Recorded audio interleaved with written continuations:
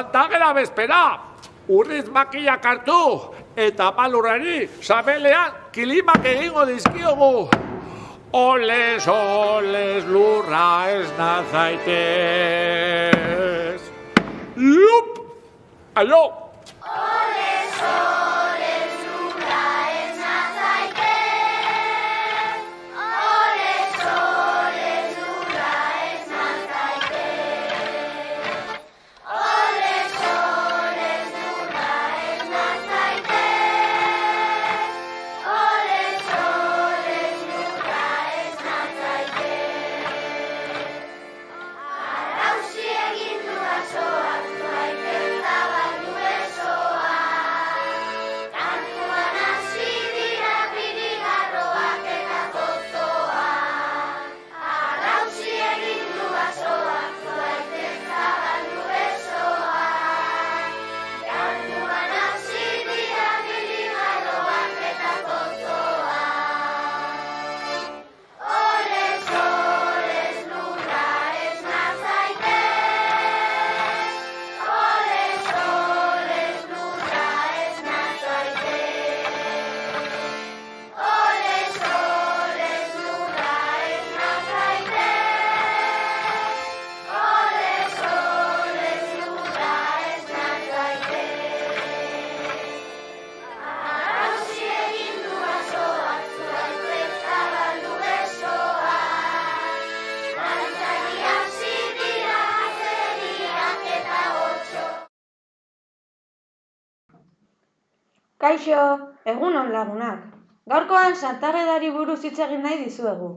Izan ere, gaur Santageda bezpera dugu. Bizi dugun egoera bereziagatik gaur ez dakigu korurik ikusiko kaletan, baina eskolan zerbait egingo dugu. Halaxe da, bai. Beste urte batzuetan, seigarren mailakoek Uzturra zentroan abesten zuten. Iaz bezala, aurten hori ezin dugunez egin, grabazio bat bidaliko diegu, Iurramendikoei, Sierrosekoei eta Uzturra zentroa. Seguro ilusio egingo dietela, iaz asko eskertu zudeten. Bosgarren mailakoek lehenengo, bigarren eta hirugarren mailakoei kantatuko diete, eta laugarren mailakoak berriz haur hezkuntzara joango dira. Ba al dakizu zergatik kantatzen den Santageda bezperan? Joe, hori denok dakigu, aspaldiko ohitura delako. Bai, aspaldikoa gainera. Baina zergatik eta nola, lehengoan Bixentek ederki azaldu zigun. Entzun. Bueno, hitz egingo dugu Santagedako ohiturei buruz. Santageda, Santa Eskea, esate zaio leku batzutan. Eta, bueno, hemen Tolosa ingurun bada ohitura, baina Tolosa ingurun baino ohitura zabalagoa da Goierri alden eta kosta inguruko herritan. Zumaia, Deba, Zarautz eta Bizkaiko herri askotan ohitura hau asko ospatzea. Jende askok esateu, dala Euskal Herrin ospatzean ohitura zaharrena, Euskal Herrin ospatzean jai zaharrenetakoa, eta adituk eta esateu, ohitura honek eduki ditzakela 5.000 urtetik, 8.000 urte tarte hortan edola. Nundik datorren, adituen ustez, ja gizakia hasi zanen herriskatan da leku finkotan gelditzen, ja bizitoki bezala leku jakinak hartzen. Beraientzat oso importantea zen negutik udaberriko pausoi. Negua garai hartan oso gogorra zalako, alde batetik gaur egungo arropa eta besteko jantzik eta etzeuzkaten, orduan pasatzen zuen hotza eta bestetik gosea. Udazkenen da saiatzen mentzian altzuen janari gehiena jasotzen, gaztainak, urrak eta bilatzen zuena. Baina hori bukatzen jute zitzaien, negu aurrea junala, eta negun aukera bakarra zen zerbait egizatzea baldin bazuen jate zuen, eta bestela igual egun asko jangabe, gosez.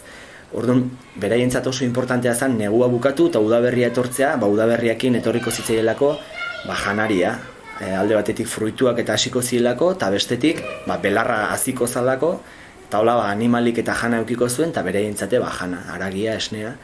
Orduan, garai hartan, etzion urtea oain bezala banatuta, urtarok eta hilabetek eta erromatarrek ekarri zituzten, guk ezagutzen ditugun hilabetek eta beraientzat omen zen, negu hotzaldia eta gero eguzki aldia. Orduan, beraiek kontuatzen zianen eguna luzatzen haste zala, poliki eguna luzegoa zala, poza hartze zuen, pentsatzen zuen udaberria gertu zeola, eta hit omen zituzten sekulako festak.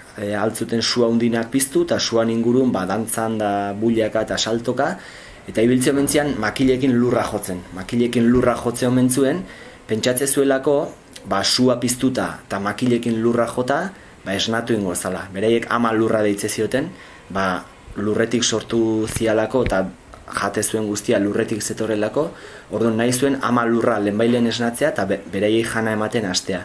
Orduan, ospakizun hori beraientzat oso importantea zen, eta hortik omen dator Santa Eskeko ohitura hori. Eta gero nola intzan lotura Santa Agedakin, orain dela 2000 urte tarte hortan, erromatarrek eta kristautasuna eta ekarri zuenen, Eliza saiatu zen aurreko festa guztik beraienakin ordezkatzen. Eta batzuk nahi zuen aurreko festa guztik ezabatu eta beraiena jarri, eta beste batzuk azkarragok izan ziren, eta esan zuen, hemen aurretik ze ospatze zen. Neguan itxezituzten suakin da sekulako festak, bale. Eta Elizak ze santu ospatzeu neguan, Santa Ageda. Eta jaioi lotu zuen Santa Agedakin. Antzekoa gertatu zen udaran.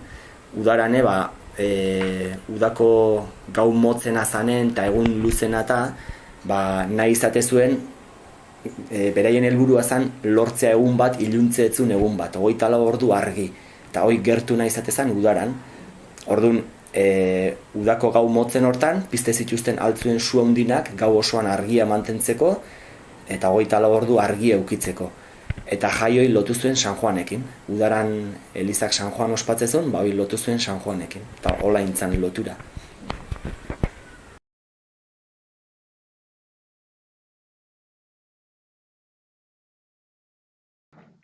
Ara, nik ez nekien hori, eta asko gustatu zait Bixenteren azalpena, pero beran azaldu du. Bai, bertsoak asmatzen ona da, baina azalpenak ematen ere bikaina. Beraz, nik ulertu diodanez, ohitura aspaldikoa da, eta naturarekin nolabait lotuta dago, baina Santa Agedakoa gerokoa da.